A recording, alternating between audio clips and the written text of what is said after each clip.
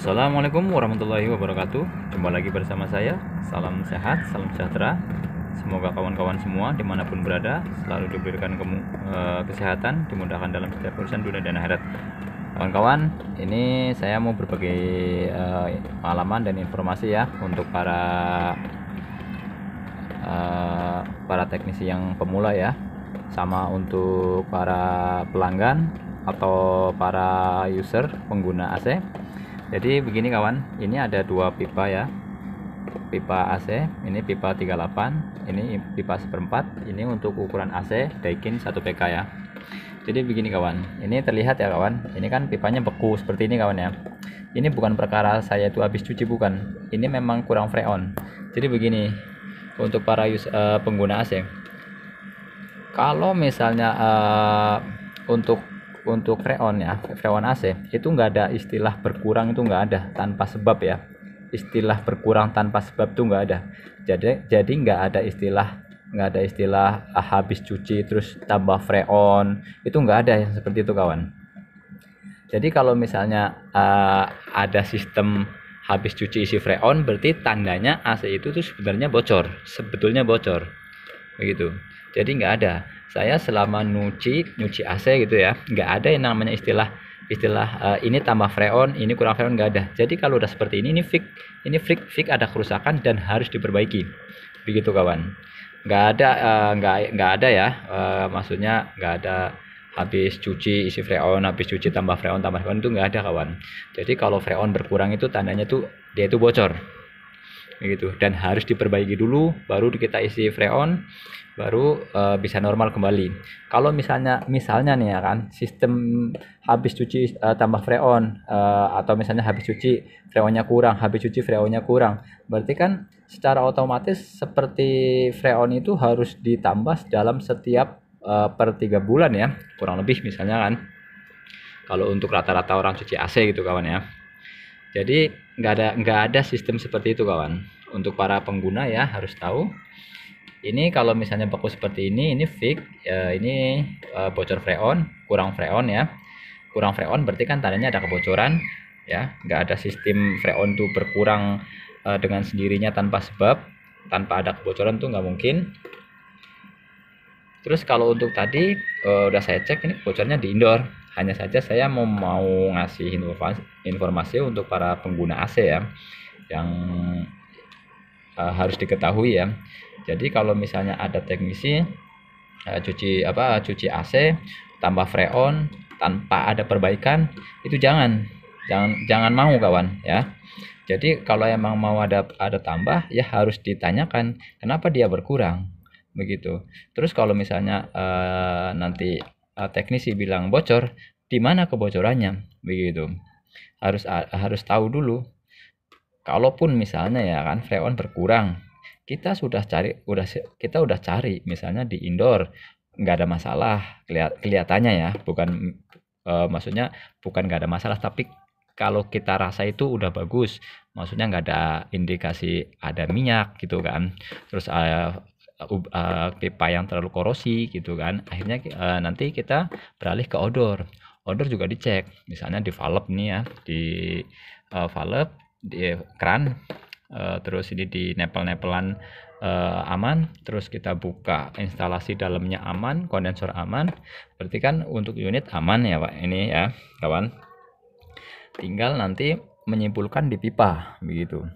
Kalau misalnya kita masih sanksi antara pipa atau unit, boleh itu diisi freon dulu, tapi harus ada perjanjian kawan, perjanjian sama user gitu kan.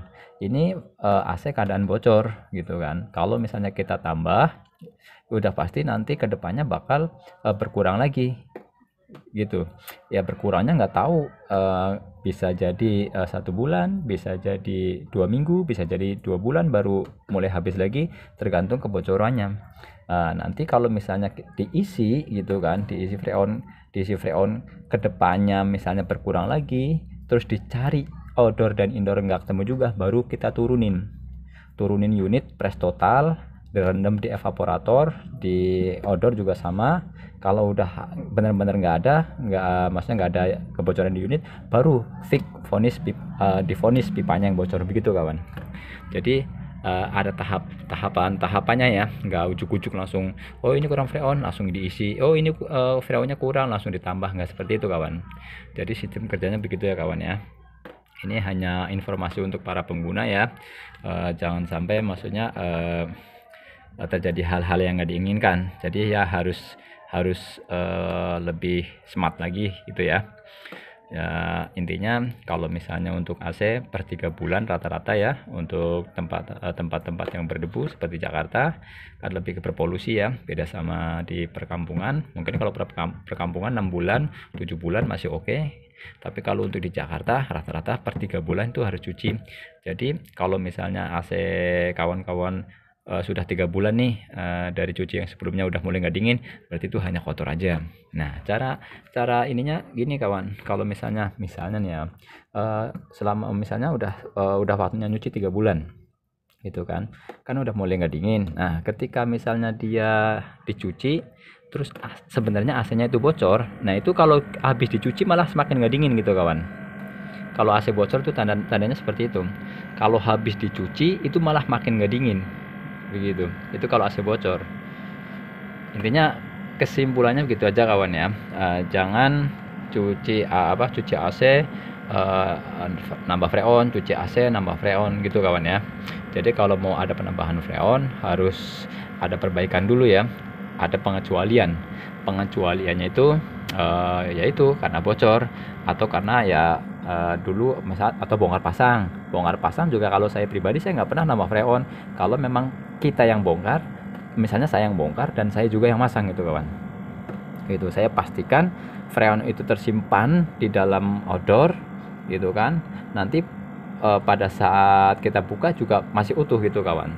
Asal pipanya memang nggak berubah ya.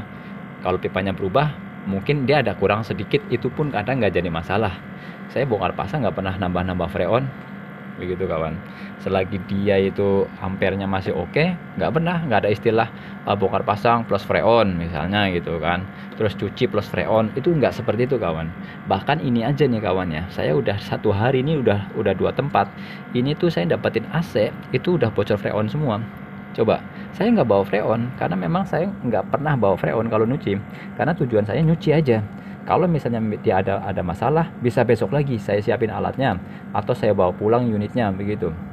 Kalau saya lebih suka langsung dikerjain di tempat kalau emang ada tempatnya. Seperti ini, saya kerjakannya besok, saya kerjain di tempat, saya nggak cabut begitu. Karena memang tujuan saya itu memperbaiki, bukan hanya untuk menambah lalu kemudian beberapa saat, beberapa hari lagi nanti habis lagi kita tambah lagi dan seterusnya. Nggak seperti itu. Kalau saya benar-benar misalnya ada AC rusak ya harus kita perbaiki dulu begitu. Meskipun saya harus bolak-balik nggak ada masalah gitu kawan. Dah, pada intinya gitu aja kawan ya. Semoga bermanfaat video dari saya akhiri. Wassalamualaikum warahmatullahi wabarakatuh.